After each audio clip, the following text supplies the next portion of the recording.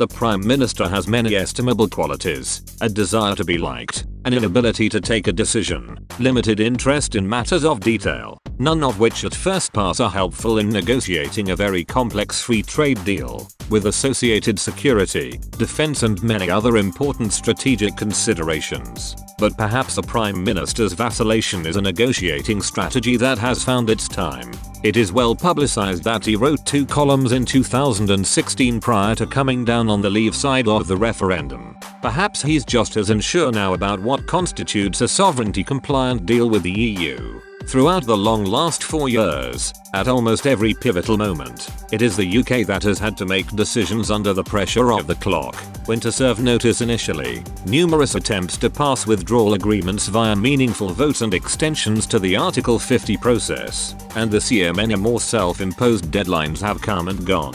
The clock has always worked against the UK, but at the 11th hour, is the negotiating momentum finally swinging against the EU? The commentary emerging from Brussels is that gaps remain on the key well-publicized issues: the level playing field, access to UK fishing waters and the overarching governance arrangements. Michel Barnier confirms that there are only millimeters of flexibility left in his negotiating mandate, and Brussels is clear: in order to get a deal, the UK needs to move. But what happens if the UK is happy to play for time, filibuster the talks and use the clock to its own advantage? What if the strategy all along was to finesse the negotiations without ever wanting to do a deal? How perfidious of Albion. How very Johnsonian. And this could be the very best route to cakeism, because it would finally put the onus on the EU to make definitive decisions and call its own bluff. But that would also create the environment for future discussions outside the framework of the withdrawal agreement, and with the UK truly operating as a third country.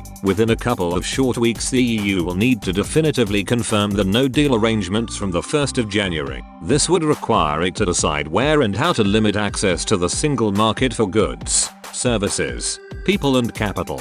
Very significant and complex. That would immediately put it in the position it doesn't want to be: a set of piecemeal arrangements. And that would be a very difficult position to negotiate from, because those individual and disparate arrangements would be the starting point for the future access terms.